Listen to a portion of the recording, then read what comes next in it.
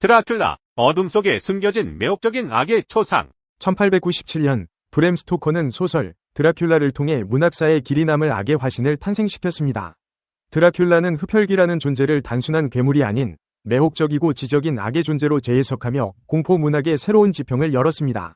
드라큘라의 등장은 당시 빅토리아 시대의 억압적인 사회 분위기와 맞물려 폭발적인 인기를 얻었고, 이후 수많은 영화, 드라마, 소설 등 다양한 매체에서 재창조되며 현대 대중문화에 깊숙이 스며들었습니다. 드라큘라 백작의 모델은 15세기 루마니아의 왈라키아 공국을 통치했던 블라드 체페슈입니다. 그는 잔혹한 처형 방식으로 악명 높았으며 체페슈라는 이름 자체가 꼬챙이 꽂는 자라는 뜻입니다. 스토커는 이 역사적 인물의 상상력을 더해 흡혈귀라는 초자연적인 존재와 결합시켜 드라큘라 백작이라는 매력적인 악당을 창조했습니다. 드라큘라는 역사와 전설의 교차점에 서 있는 인물로 현실과 허구의 경계를 넘나들며 독자들을 매료시킵니다. 드라큘라는 일기, 편지, 신문 기사, 항해 일지 등 다양한 형식의 기록을 통해 이야기를 전개하는 에피스톨러리 형식을 취하고 있습니다. 이러한 형식은 독자들에게 사건을 직접 목격하는 듯한 생생함을 전달하며 동시에 다양한 인물들의 시점을 통해 사건을 다층적으로 조명합니다. 독자들은 각 인물의 기록을 통해 드라큘라의 존재를 추적하고 그의 악행에 맞서 싸우는 과정을 함께 경험하게 됩니다. 드라큘라는 단순한 괴물이 아닌 인간의 욕망과 공포를 상징하는 존재입니다. 그는 영생과 젊음을 갈망하며 타인의 피를 통해 자신의 욕망을 채웁니다. 동시에 그는 인간의 가장 원초적인 공포, 즉 죽음과 어둠에 대한 두려움을 자극합니다. 드라큘라의 존재는 인간 내면에 숨겨진 어두운 욕망과 공포를 드러내며 독자들에게 깊은 철학적 질문을 던집니다. 드라큘라는 빛과 어둠의 대결, 선과 악의 투쟁을 그린 작품입니다. 드라큘라는 어둠의 세계를 대표하는 존재로 인간 세상을 침략하여 자신의 영역을 확장하려 합니다. 반면 반 헬싱 교수를 비롯한 주인공들은 드라큘라의 악행에 맞서 싸우며 빛과 선을 수호하려 합니다. 이러한 대립 구도는 작품 전체에 긴장감을 불어넣으며 독자들에게 흥미진진한 이야기를 선사합니다. 드라큘라는 19세기 말 빅토리아 시대의 사회적 분위기를 반영하고 있습니다. 당시 빅토리아 시대는 엄격한 도덕적 규범과 사회적 억압이 지배적인 시대였습니다. 드라큘라는 이러한 시대적 불안과 억압을 상징하는 존재로 억압된 욕망과 공포를 분출하는 역할을 합니다. 스토커는 드라큘라를 통해 빅토리아 시대의 어두운 이면을 드러내고 사회적 문제에 대한 비판적인 시각을 제시합니다. 드라큘라에는 미나 하커, 루시 웨스텐나 등 다양한 여성 캐릭터들이 등장합니다. 이들은 드라큘라의 희생양이 되기도 하지만 동시에 그의 악행에 맞서 싸우는 저항적인 모습을 보여주기도 합니다. 특히 미나 하커는 지성과 용기를 겸비한 여성으로 드라큘라를 물리치는 데 결정적인 역할을 합니다. 스토커는 여성 캐릭터들을 통해 빅토리아 시대 여성들의 억압된 삶과 저항 의지를 드러내고 있습니다. 드라큘라는 출간 이후 폭발적인 인기를 얻으며 수많은 영화, 드라마, 소설 등 다양한 매체에서 재창조되었습니다. 드라큘라는 흡혈귀라는 존재를 대중문화의 아이콘으로 만들었으며 드라큘라 신드롬이라는 용어가 생겨날 정도로 사회적 현상을 일으켰습니다. 드라큘라의 매력은 단순한 공포를 넘어 인간의 어두운 욕망과 금기를 자극하는 데 있습니다. 드라큘라는 100년이 넘는 시간 동안 꾸준히 사랑받으며 현대사회에 다양한 메시지를 던지고 있습니다. 드라큘라는 과학기술의 발전과 함께 더욱 강력해진 인간의 욕망과 어두운 본성을 상징하며 인간성 상실과 윤리적 문제에 대한 경고를 담고 있습니다. 또한 드라큘라와 반 헬싱 교수의 대결은 선과 악의 영원한 투쟁을 보여주며 인간의 도덕적 선택과 책임에 대한 질문을 던집니다. 드라큘라는 단순한 공포소설을 넘어 인간의 본성과 사회적 문제를 깊이 있게 다룬 작품입니다. 드라큘라 백작은 100년이 넘는 시간 동안 끊임없이 재해석되며 현대사회에도 여전히 유효한 메시지를 전달하고 있습니다.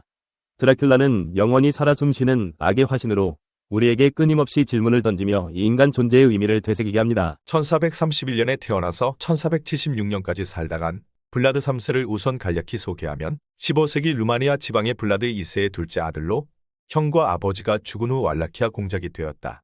오스만 제국과 싸우는 동방 정교의 최후의 보루였으나 결국 메메드 2세에게 패배하고 전쟁터에서 사망했다. 혼란스러운 전국을 다스리고 적들에게 두려움을 주기 위해 꼬챙이에 사람을 꿰는 등 잔혹한 방법을 사용하여 훗날 소설 드라큘라의 모델이 되었다. 블라드 3세는 15세기 루마니아 지방의 왈라키아 공작으로 블라드 체페슈로 많이 알려져 있다. 꼬챙이라는 뜻의 체페슈는 성이 아니라 별명이며 당대에는 드라큘라라고 불렀다. 본인 스스로도 그 별명이 매우 마음에 들었는지 블라드 드라큘라라는 서명을 하기도 했다.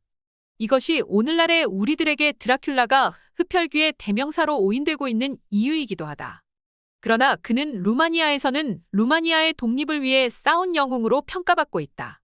블라드 3세는 1431년 11월 10일 트란실바니아에서 루마니아의 원류인 왈라키아 공국의 영주 블라드 2세와 몰다비아 공력 크네지아즈의 둘째 아들로 태어났다. 블라드 2세는 그 해에 신성로마 제국용의 기사단의 단원이 되었고 이 때문에 드라쿨이라고 불리게 되었다. 드라쿨은 루마니아어로 용 또는 악마라는 뜻이다. 블라드 3세는 용의 아들이라는 뜻으로 드라쿨의 애를 더 붙여 드라큘라라고 불린 것이다. 1436년 그의 아버지 블라드 2세는 왕권을 찬탈해간 이복 동생 알렉산드로 알루아를 공격하여 왕권을 되찾았다. 그러나 헝가리 왕국과 연합하여 오스만 제국과 싸운 바르나 전투에서 패배하고 강화 협상을 맺게 되었다. 강화를 맺으러 나간 장소에서 블라드 2세는 오스만 제국의 술탄 무라드 2세에게 체포되어 아들 블라드 3세와 라두를 인질로 남겨두고 석방되었다.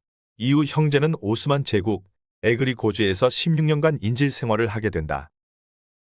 블라드 2세는 바르나 전투의 책임을 왈라키아 출신의 헝가리 귀족 야노슈 후냐디에게 돌렸다.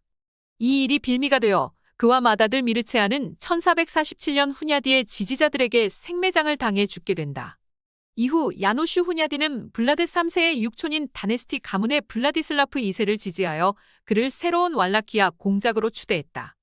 이에 따라 드라큘라로 유명한 블라드 3세는 왈라키아의 지배권을 노린 오스만 제국의 도움으로 블라디슬라프 2세에게 왕권을 빼앗아 왈라키아 공작이 된다. 그러나 2개월도 채 지나지 않아 야노슈 후냐디의 헝가리군에 패배하여 몰다비아 공국으로 망명하게 된다. 1451년 몰다비아 공이 암살당하자 블라드 3세는 트란실바니아로 돌아올 수밖에 없었다. 그 사이 왈라키아에서는 블라디슬라프 2세가 치노스만 노선을 추구하고 있었다. 블라디슬라프 2세가 헝가리의 소홀한 데 대해 격분한 야노슈 후냐디는 블라디 3세를 지원하여 그를 왈라키아 공으로 추대했다. 그리고 1456년 베오그란트 전투에서 후냐디가 사망함에 따라 블라드 3세는 완전한 권력을 손에 쥐게 되었다. 1459년 블라드 3세는 오스만 제국에 대한 간섭을 배제하고 오스만의 공납 요구를 거부하고 자신의 직할 군대를 편성했다. 그리고 공납을 요구하려 온 오스만 제국의 사절들을 산채로 꼬챙이에 끼워 죽이는 것으로 자신의 의지를 보였다.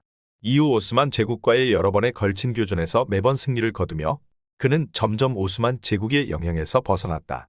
그러나 블라드 3세는 왈라키아 공국을 외세의 간섭과 침략에서 벗어나게 하는 데는 성공했지만 귀족들의 잦은 반란으로 인해 나라의 정세를 완전하게 안정시키는 데는 실패했다. 여기에다 영국과 독일 상인들이 비싼 값의 물건을 거래해 백성들의 생활고는 더욱 극심해졌다. 그는 이런 상황을 타개하기 위해 극단적인 방식을 택했다. 잔혹한 공포 정치를 택한 것이다. 특히 그는 나무를 깎아 만든 날카롭고 긴 꼬챙이나 말뚝에 사람의 몸통을 꿰뚫게 하는 꼬챙이 형벌을 주로 사용했다. 그는 수만 명 가까이 되는 오스만 포로들에게도 이런 형벌을 집행했다. 그리고 꼬챙이에 꽂혀 서서히 죽어가는 사람들을 처음부터 끝까지 지켜보았다고 한다. 그의 별명인 체페슈는 이런 잔혹 행위에서 유래되었다. 이런 잔혹 행위를 생각해보면 연상하기 힘들겠지만 그는 종교적 신앙심이 대단한 사람이었다. 그래서 정적들이라고 해도 죽인 후에는 성대한 장례식을 치러주었다. 그리고 각지의 정교회 성당들을 건립하여 자신의 신앙심을 보여주었다. 당시 비잔틴 제국이 멸망한 후 세르비아와 불가리아, 그리스 반도에서마저 동방정교회의 위세가 크게 위축되어 있었던 동유럽에서 왈라키아 공국은 동방정교회 최후의 보루나 마찬가지였다. 실제로 콘스탄티노플 이후 정교회 사상의 중심지이기도 했다. 그러나 1462년 치노스만 노선을 추구하던 블라드의 막내 동생 라두가 오스만 제국과 치노스만 귀족들을 앞세워 블라드 3세의 왕권을 찬탈하고 왈라키아에서 추방시켰다. 동생과 귀족들에게 배신당했지만 트란실바니아로 무사히 도망친 블라드는 야뉴슈 후냐디의 아들인 헝가리 왕 마차시에게 사로잡혀 성에 유폐당하게 되었다. 그의 첫째 부인이 이때 포에나리의 성탑에서 투신 자살을 했고 이는 훗날 드람 스토커의 소설 드라큘라에 영감을 주었다. 블라드는 1473년 루마니아 정교회에서 로마 가톨릭으로 개종하고 마차시 왕의 여동생과 결혼하는 조건으로 석방되었다. 그러나 이 일로 인해 그는 정교회를 믿는 국민들의 신뢰를 잃게 되고 만다. 1476년 그는 정적 바사라부를 물리치고 세 번째 복권에 성공했지만 이내 오스만의 침공에 맞서 싸우다 부크레슈티 근처에서 전사했다. 이에 대해서는 그의 반대파인 귀족에게 암살당한 것이라는 설도 있다. 블라드의 사체는 스나고프의 수도원에 매장된 것으로 알려져 있다. 그러나 그의 매장지는 확실히 알려져 있는 바가 없고 그의 무덤을 파보니 관속이 텅 비어 있었다는 드라큘라 이야기와 유사한 소문들만 무성하게 전해진다. 그는 오늘날의 우리들에게 소설 드라큘라의 영감을 제공한 인물로서 흡혈귀, 잔혹한 꼬챙이, 형벌의 대명사 등으로 널리 알려져 있지만 그는 실제로 루마니아의 국민적인 영웅으로 칭송받고 있다. 그는 서민들의 편에 서서 정의를 추구하는 인물이었으며 러시아의 형군 이반 뇌제는 그를 존경하여 그의 잔인한 통치 방식을 그대로 따르기도 했다. 메메드 2세 역시 블라드 3세를 콘스탄티누스 11세보다 강력한 라이벌로 여겼다고도 한다. 또한 루마니아에서는 차우셰스쿠 시절 잘못 전해진 드라큘라 이야기에 항의하여 소설 드라큘라를 비롯한 각종 관련 작품들의 출판과 상영이 금지되기도 했었다. 루마니아인들은 그의 시대를 부정적이고 오만한 사람들이 존재하지 않는 정의의